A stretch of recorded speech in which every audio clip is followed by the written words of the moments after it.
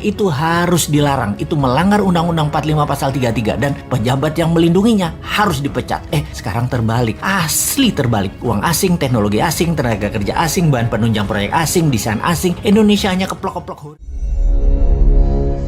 Dalam sebuah pemahaman ekonomi umum, adanya investasi asing masuk ke sebuah negara menjadi ukuran suksesnya pemerintah di dalam mengembangkan ekonominya. Sungguh, kalau dari kacamata orang yang sederhana, maka pemahaman foreign direct investment kayaknya benar begitu. Tapi jangan ditelan mentah-mentah gitu atuh. Jangan sederhana pemikirannya. Pemimpin negara itu harus dalam pemahamannya akan investasi asing. Jangan digeneralisir. Kalau sederhana pemikirannya bahwa investasi asing ke Indonesia akan membawa kemakmuran, faktanya tidak sesederhana itu. Malahan kalau seperti saat ini pasti tidak akan membuat kemakmuran karena ada yang nggak benar memahaminya. Terbukti kehadiran FDI saat ini selama 7 tahun terakhir tidak membuat pemerintah berhenti cari hutangan. Jadi kalau salah FDI akan tetap tidak membuat makmur, akan tetap berhutang. Jadi kalau tetap berhutang artinya FDI salah. Itu sederhana saja. FDI kalau digeneralisir begitu ya terlihat benar, padahal investasi asing harusnya dipilah-pilah. Hanya yang menggunakan bahan baku lokal dan menghasilkan dolar lah yang diizinkan dan tidak mengeksploitasi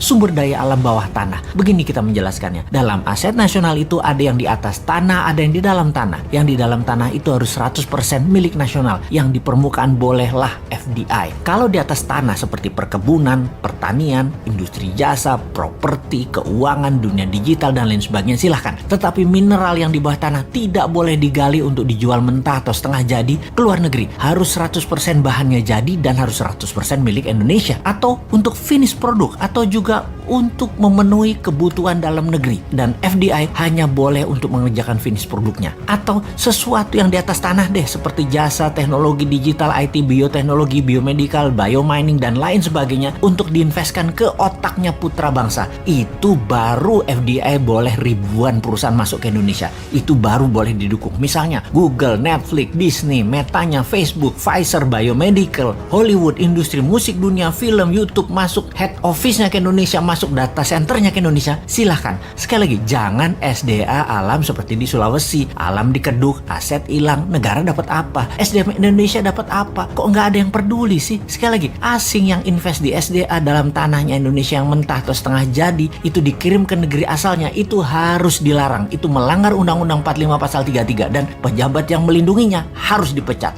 Sekarang terbalik. Asli terbalik. Uang asing, teknologi asing, tenaga kerja asing, bahan penunjang proyek asing, desain asing. Indonesia hanya keplok-keplok hore sama selfie-selfie. Lalu viral-viral terlihat membangun dan negara akan menjadi makmur. Oke deh, anggap benar aja investasi asing di Indonesia saat ini seperti apa yang di mata banyak masyarakat pemuja pejabat yang serba bisa. Ternyata tidak banyak juga yang masuk investasi ke Indonesia ini dibandingkan negara lain. Dan sudah sedikit jumlahnya dibanding negara lain, namun besar secara jumlahnya bagi Indonesia. Dan tepat sekali, karena mereka invest, itu tujuannya satu, memiskinkan aset nasional sumber daya alam Indonesia. Dibandingkan di Singapura nih ya, investor masuk adalah sekitar $19.000 per kapita penduduk Singapura tahun lalu. Indonesia tuh hanya $100 per kapita investasinya, jauh dibanding Malaysia dan Vietnam yang hampir $300 per kapita investasi asingnya masuk tahun lalu. Sudah sedikit di Indonesia itu ngerusak, memiskinkan aset nasional lagi. Tapi itu kalau saya orang Jawa sih masih bilang untung. Untung nggak sama dengan Singapura, jumlahnya masuk $19.000 per kapita, masuk dan merusak. Wes,